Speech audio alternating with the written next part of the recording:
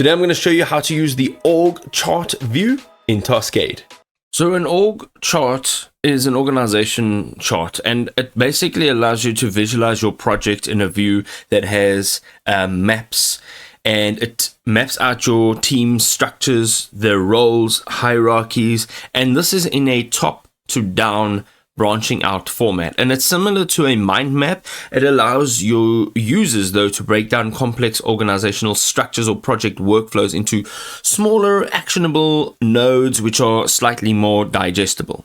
So over here we're going to go into one of our projects. We've jumped into one of our projects. We're going to click on workspace here, and quite simply we are going to go into one of our projects, and within this project you will see this is what it looks like. Right at the top you'll see the different views. Use the drop down menu and go to org chart. This is your organizational chart. Now we're going to close this little menu and we're going to close this chat so we can have a full screen view here.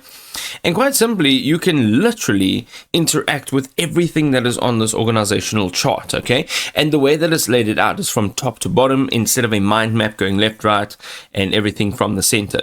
Now, if you click on these three dots, you can see that you have a bunch of additional options.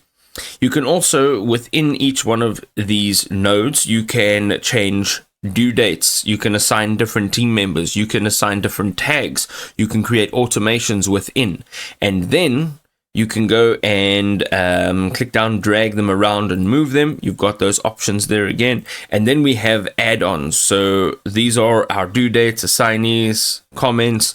We can upload files, we can embed content over here and create reactions.